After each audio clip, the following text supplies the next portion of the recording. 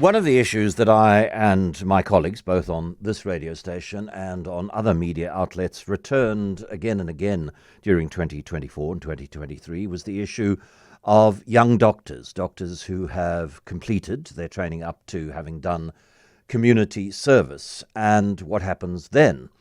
Many of them want to gain experience within the public health sector. Some of them need to work in the public health sector in order to specialize in their chosen field of specialization. And there are no posts. And that problem has been getting worse as budgets have been cut. And I read an article on City Press over the weekend which suggested that the problem is getting worse rather than stagnating, or what we would hope, getting better. Dr. Breedt joins us now, vice-chairperson of the Junior Doctors Association subsection something or other, which doesn't appear on my screen. Sade, a very good afternoon. Thank you for your time. Thank you so much. It's a privilege to be here. Is the situation getting worse? I mean, I would imagine that a cohort of a cohort of medical graduates would just have completed their community service requirement at the end of last year. Absolutely, that is correct. And yes, from what we are able to gauge, the situation is getting worse on an annual basis. Can you put some numbers to it in terms of posts available versus doctors who want those posts, doctors sitting twiddling their thumbs at home? Sure. Well, currently we're facing a critical shortage of posts that are available, with over 1,800 as an estimate doctors who are unemployed. Those are the ones who have finished their community service now in December of 2024. And we do expect the number to be relatively conservative, but we have a national survey underway, and we're hoping to get those statistics more solidified, but it's at least 1,800 who are unemployed, many of whom have applied for jobs or been looking for jobs that they can apply for. Unfortunately, none of those have been either made available or have been filled with someone because of financial constraints. If we look at a hospital like Groote Schuur, for example, this is not specific to post-community service, but just looking at those still doing their training, like the interns. In 2022, they took in 120 interns, and in 2025, this upcoming year, they have only 34. So this really does illustrate the severity of the crisis at different levels. When I talk to the department about this, provincial and particularly national, I'm told that there are posts, but they are not posts that are attractive to a lot of the doctors because they are in rural areas, and the department is less willing to accommodate doctors' family needs and so on. I mean, how much of an issue is that? The number of vacant posts that are not being applied for because of the lack of desirability of that post, is that a significant number? I don't think that is necessarily the problem. If you think about the doctors who have just finished their community service, who are the ones currently in this crisis of unemployment, most of them have been sent to rural areas for their community service here. They were willing to completely uproot their lives from wherever they were and move to rural Limpopo, rural Mpumalanga, and all over the country in order to complete their community service. Those are the same doctors who are now unemployed. So yes, there are posts that are advertised, but several of them, when you go for the interview, you get told afterwards, well done, you did really well, but we are telling you right now no one will actually be filling this post, even though it was interviewed for, because of the lack of funds. So I'm sure that there are some exceptions, but those have mostly been the stories that we've been hearing more and more.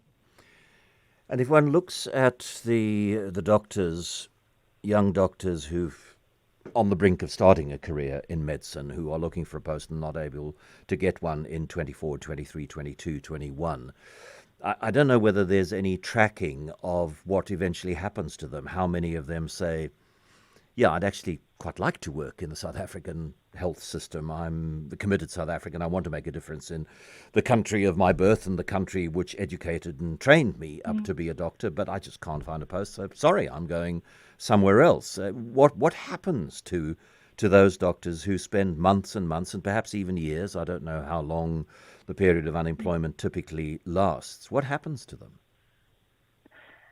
Well, a significant amount of them either go into private, and there's an increasing brain drain where many of those highly skilled professionals go overseas for employment reasons. I have colleagues of mine who swore that they would never consider going overseas, who are currently writing international exams because that is the position in which you are placed.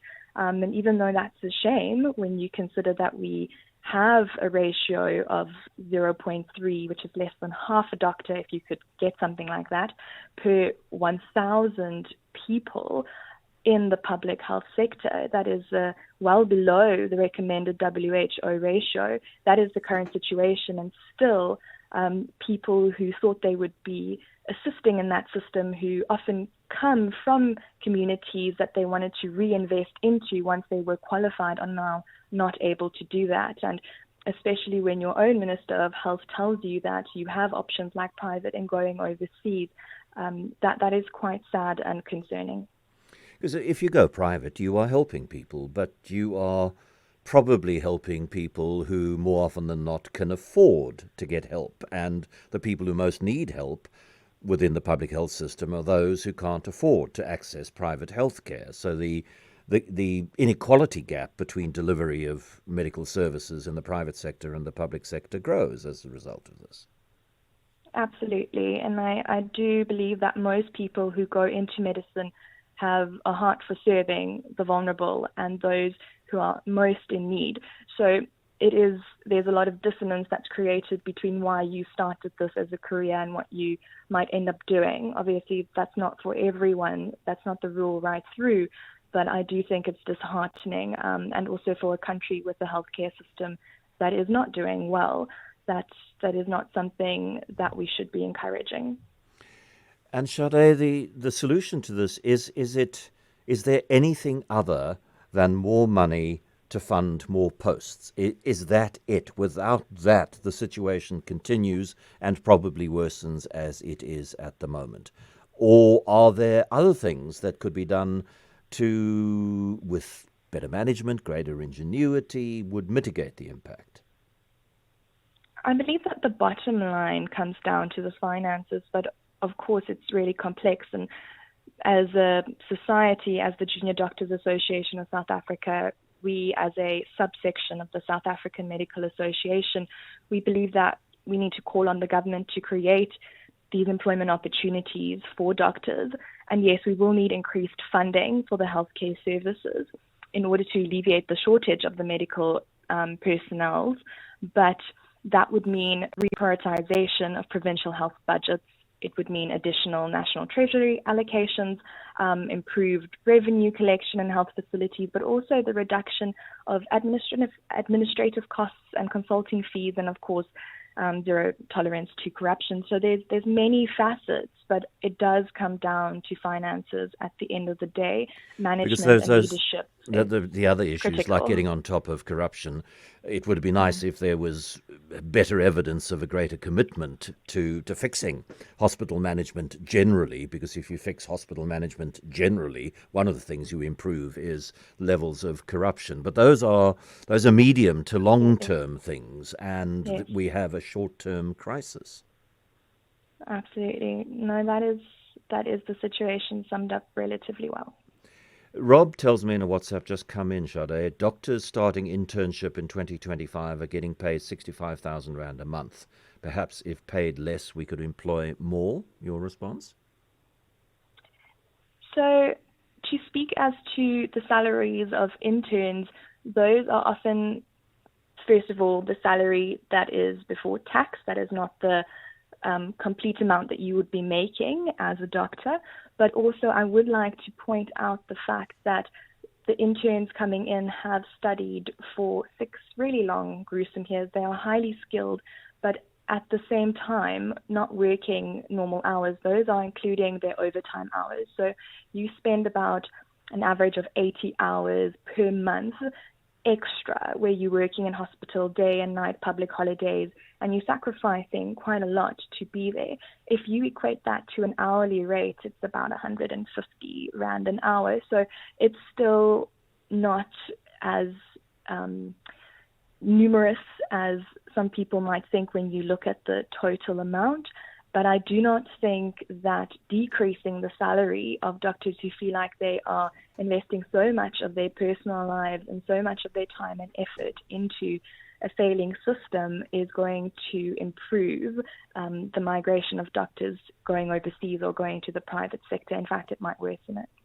Thank you very much, Dr. Sade Breedt, who is Vice Chair of the Junior Doctors Association, which is a subset of the South African Medical Association.